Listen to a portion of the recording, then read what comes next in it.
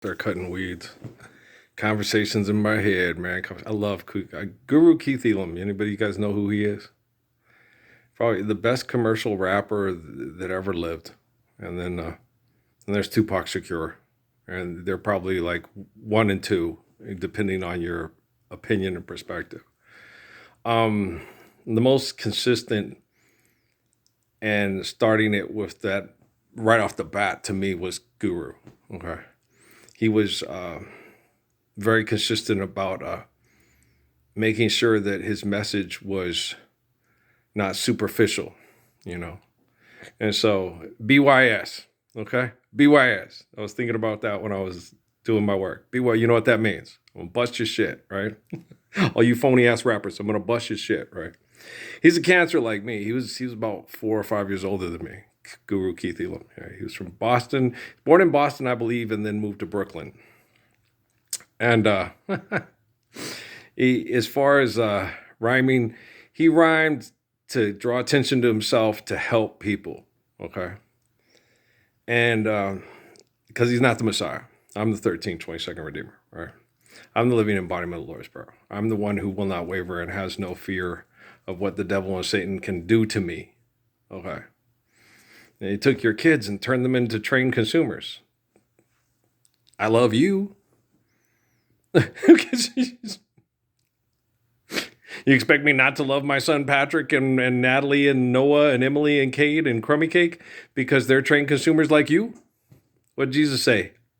Muhammad told me that. I remember one time in prayer I told Muhammad, I said, Father, they won't listen. He said, my son, when have you ever listened to me? Just love them. I say, what do you mean I don't listen to you? He's like, no matter what I say to do, you're going to do what you feel you need to do, son.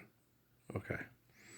Whatever I say, you're not going to follow it verbatim. You're going to be you. And that's one of the things that Muhammad told me in prayer right off the bat. He said, you are you for a reason.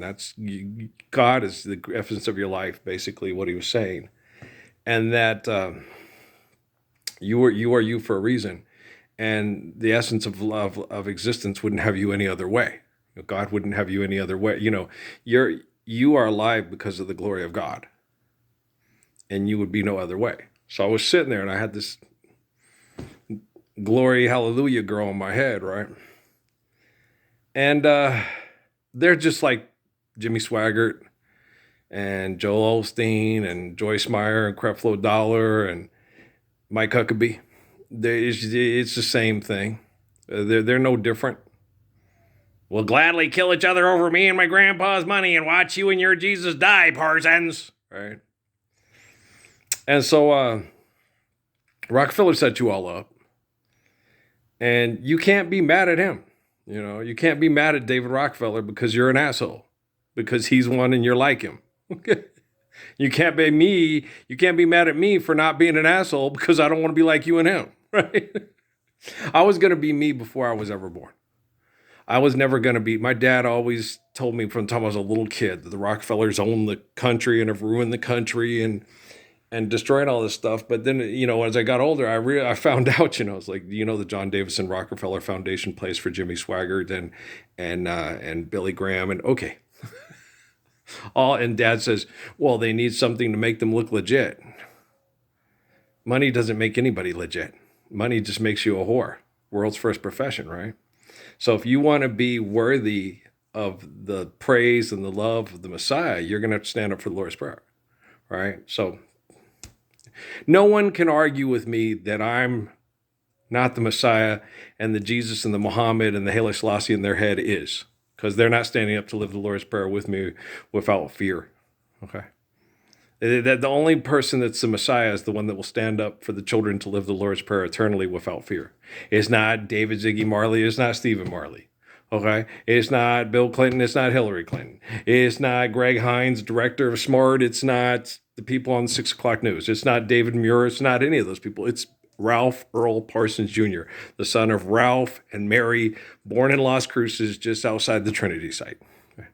I have to go look up the name of the dumb, crazy lady that was the commander of White Sands during the Obama administration so I can cuss her out properly like I do asshole Custer and asshole Eisenhower. They're going to show their face. They're going to show that ass. I'm going to kick it. I need to kick hers too. She was on the news.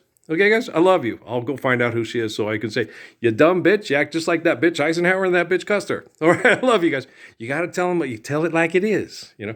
And my time is priceless because I don't believe money is real because I'm intelligent. I am the living embodiment of the Lord's Prayer. Okay, I love you guys. All right, hang in there. You gonna look like shit till you show up because you act like shit. You act like shit. You should look like shit, right? Okay, till you show up.